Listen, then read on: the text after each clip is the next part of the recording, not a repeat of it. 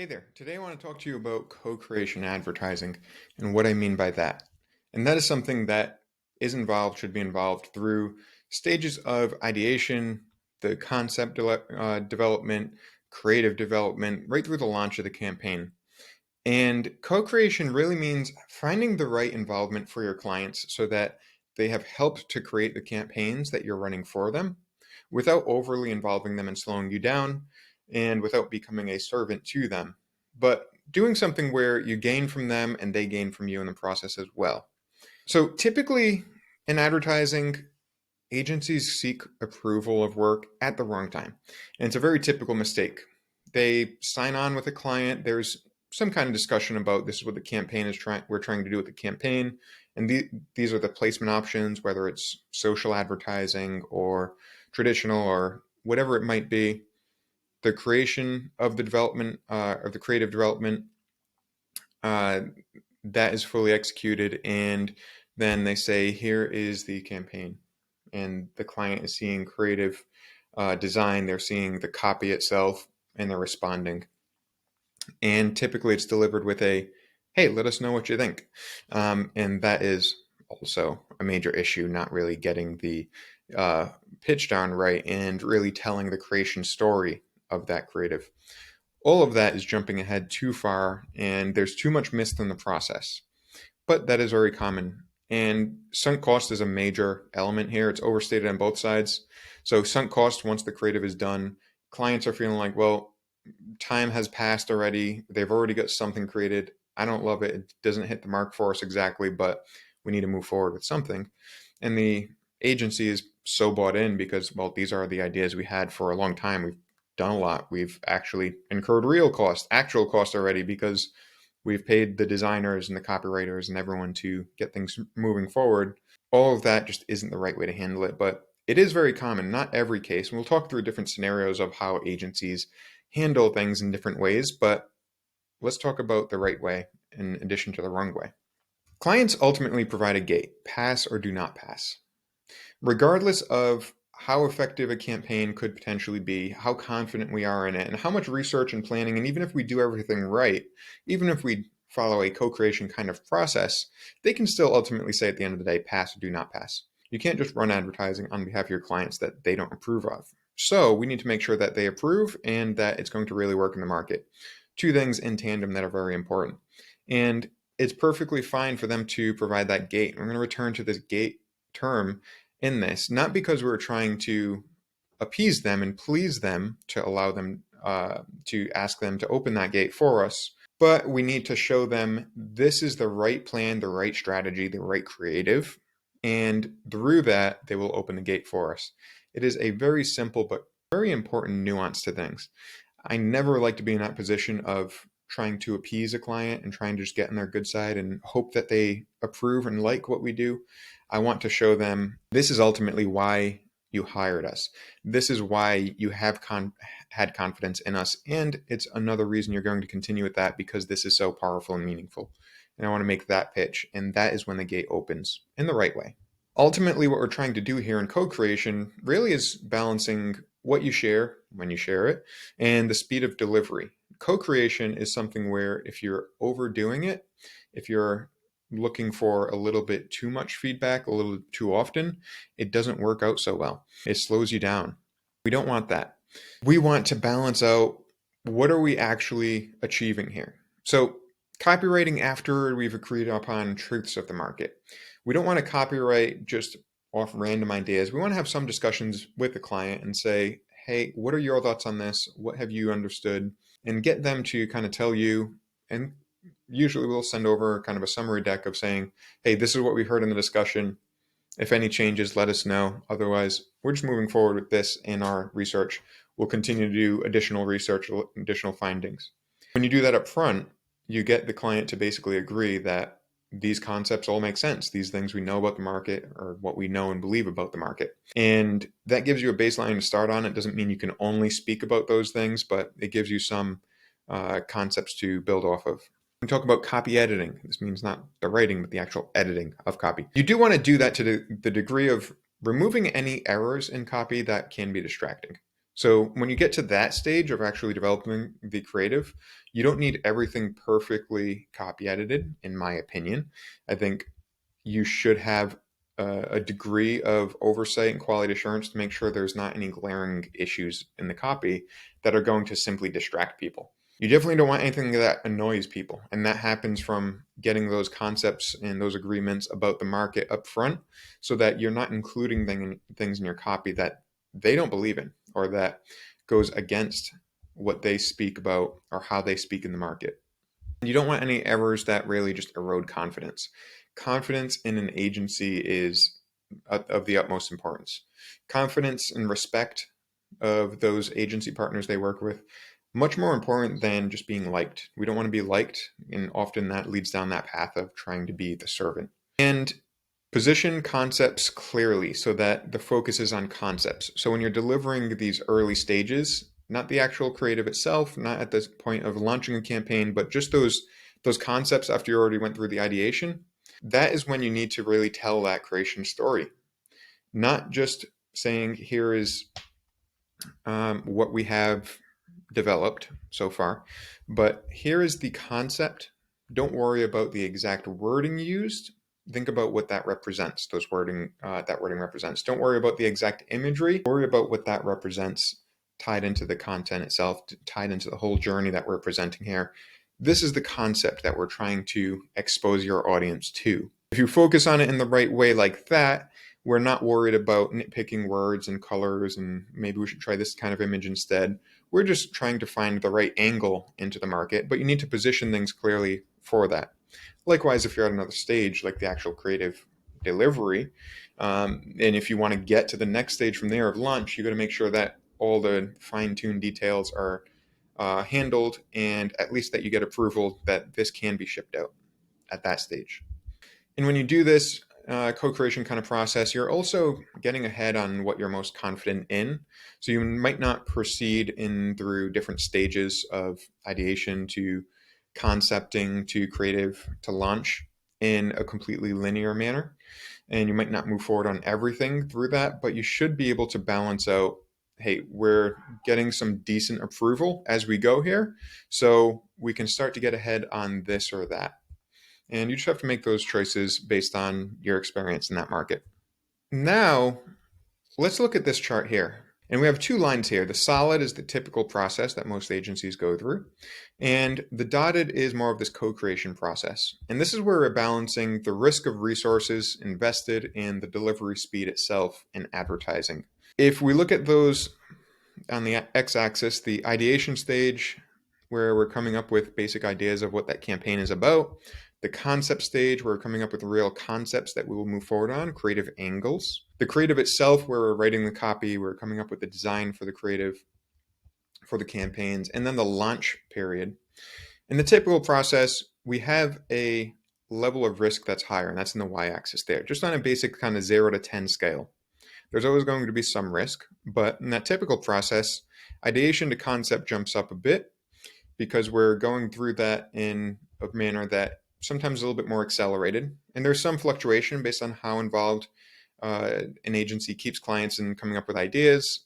The concepts are typically not really well or closely managed or gated with the client to get their buy-in, and it's very often sped past. So there's more risk there. It jumps up at the creative stage because when creative is developed on concepts that weren't fully approved and it went off in ideation discussion right into creative development, there's a much bigger jump there in the risk profile. And that continues through to launch because at that point, even if they approve it at creative, there's more uncertainty because they weren't involved in the full process.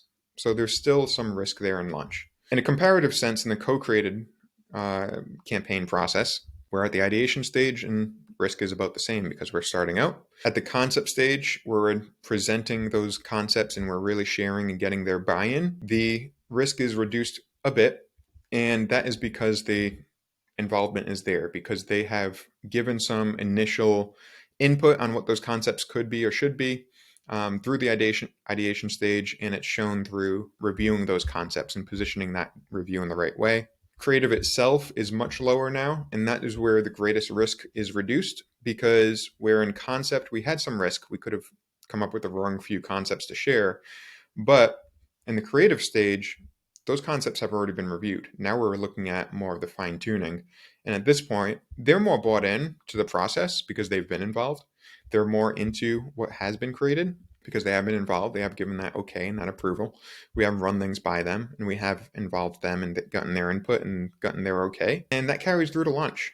Likewise, there's always a chance that there's a last minute adjustment. So risk profile does go up a bit. But overall, you're looking at something that is much safer for you to move forward on. And when it's much safer for you to move forward on, it is also quicker to deliver. So, same light, you can say that if you looked at this in terms of days of production on the left there in the y-axis, you'd probably look at about the same split where if it was a 10-day, carry that through however you see fit. If it's a longer or shorter development cycle, and it's probably longer if anything, you're going to save time through this co-creation by involving them because you get more of the input and the feedback and you get more of the actual decisions on their side, the approval, the gate opening at each stage a bit quicker. It speeds everything up. So just in the main way, in the same way, you can get that main campaign developed and moved forward through this co-creation process a bit better.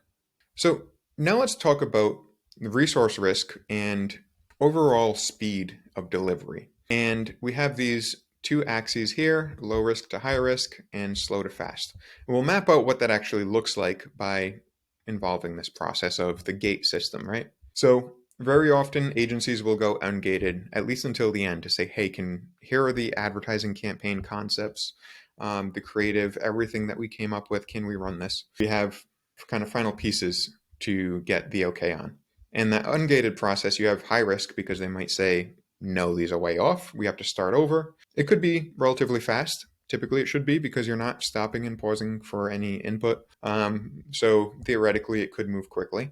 On the other side of the spectrum, we have multi-gated processes where we're constantly going back and saying, hey, what do you think about this? What do you think about this? What do you think about this? And in this concept, I'm not talking about co-creation necessarily because there could be too much check-in, honestly. We don't want every moment, every new line of creative reviewed, every image that we selected getting okayed. We want to look at things in buckets through these 4 different stages: ideation, concepting, creative development, and launch, so that all together they can look at the big picture of things and we don't have too many approval stops along the way. That could be something else that happens too often. We'll address a little bit more in a second. Co-creation happens in that process where we reduce risk by having those staged approaches and we increase the speed of delivery. We increase the speed of feedback without slowing us down by looking for too much feedback. And that is where we find a very nice balance between kind of the typical approaches there. Another typical group is kind of that high production agency type. There's a relative high risk profile because they're constantly just producing more and more and more.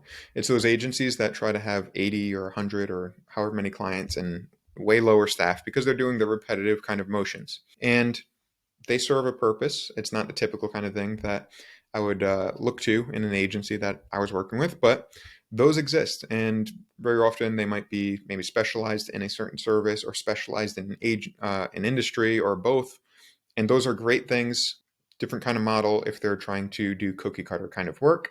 Decent risk, decent speed there, but that's kind of where they would fall in that process. However, the gating process works might range, but that's kind of where they fall. The servant approach is something I talked about before, where I'm not so worried about being liked by my clients. It's a good thing for it to happen, don't get me wrong, and it will happen, but typically I think my clients tend to like me because I'm authentic with them, I respect them, I push back where I need to, I produce great work, and I focus on those things that are really most important. Being an advisor, not an order taker. That is the major change there. But typically, those servant groups, relatively low risk, not ultimate low risk, because the clients don't respect you as much when you're just trying to appease them. And it tends to be a little bit slow because you end up with clients that kind of nitpick every little detail for better or worse. There's a lot of feedback, bogs you down. They might eventually give you an okay. There's not really that strongly built loyalty unless you're working with a client who just wants a servant. But I don't think anyone's looking for that necessarily here. And then, of course, the old school creative. In a relative sense, there's a little bit more risk because in old school sense, there might not be as much co-creation. And justifiably, there's concern about co-creation involving clients and giving them too much control. That is a nuance and a balance to maintain. Again, we don't want to be order takers. We want to be advisors. So often, an old school creative might work a little bit slower on developing these things. If there's not a very structured approach, it's just a different kind of take on things, the creative versus the type A organized group. Just something else to kind of address and consider in your process. If you're looking for more of a co-created campaign approach, how do you manage your creative team so that they can fit this kind of mold in the right way and you provide enough structure without being a servant to your client, without harming the kind of process with your creatives that need a little bit more time to sit with different concepts with different creative, without becoming that high production that doesn't necessarily care about the input there, and finding that right balance. And that's kind of where you want to fall. There's obvious benefits in terms of risk being reduced and speed of delivery. It's just about getting there essentially. So done right, at the ideation stage, you're gathering all information possible, seeking out the client's ideas, their perspectives on the market and what works and what doesn't, and provide a summary of the discussion so that, again, you kind of got it written out, you've got that proof, that confirmation of things. At the concept stage, you're involving the client while you consider different concepts that could make sense. So you really need to focus here on positioning the concepts so that you're avoiding confusing client with this is actual designs or this is actual copy. Before you get there, you need the right angle agreed upon. So you might present actual concepts that show placeholder copy and placeholder imagery. And I would usually avoid at this point using like a lorem ipsum filler text to do something that's really relative to the full picture of the concept, so they have some sense of their wording, but it can be pretty literal wording. It doesn't have to be creative. It doesn't have to really speak to what the final product would be, but you have to present it as so that they know. And at that point, you can get the confirmation of these are the best angles to approach. These are the things that we want to see more of. So you get to the creative stage. You have those confirmed concepts. Now you actually bring it alive. And when you do present this creative, you have to tell its creation story. Don't let it be interpreted. In any of these stages, and anytime I'm delivering creative, I'm looking for feedback, I really don't just like to send something over an email and say, hey, let me know your thoughts. It's not sufficient. It's really better to get live on a call, in a meeting, and present those things so you can tell the story. So you can address the confusion, you can address the objections, you can address any things that are mistranslated along the way. You can attempt to try to get somewhere in the middle of that where you can record a video and walk through what that looks like, but you can't respond on the spot. So really, I try to hold it to meetings. And then at launch stage, you can address any of those final lingering uncertainties that exist. And hopefully creative has been approved at this point, so you're all set, but you do potentially need to paint that image of this is what the complete journey will be. This is what will be experienced through your advertising, and present that in a full picture rather than piece by piece, than saying, here's an ad, here's a landing page, and making that kind of random. You want to address the full picture there. And, this is basically the kind of summary of the 4-pillar co-creation process. You're not creating in a silo, and you're not just pitching ideas and hoping they're accepted and moving forward. You're embracing a process where buy-in is instilled throughout because the clients are involved. You reduce the risk of rework because they've kind of given you those checkpoints at those milestone moments. And you've improved the relationship itself with the client and the final deliverables produced because there has been a good streamline of communication, of input, of insight, and it leaves you in a really strong place. With that, try to consider how you can adjust your current processes to involve more of this co-creation. Again, don't overdo it. Don't be a servant. Don't be an order taker. You're an advisor. And as an advisor, you tell the story, you position things in the right way, you meet with your client to say, hey, are we on the same page? Here is our view on things. This is why we did this in this manner, and get that kind of approval point to move forward onto the next stage of things. That's it for this video. If you use co-creation in some manner, whether you use that as kind of a buzzword or not, let me know. Let me know what's worked for you. Let me know about those kind of challenges and mistakes you've made in the past. Those are always great to learn from. And just shoot a comment down below. Appreciate it.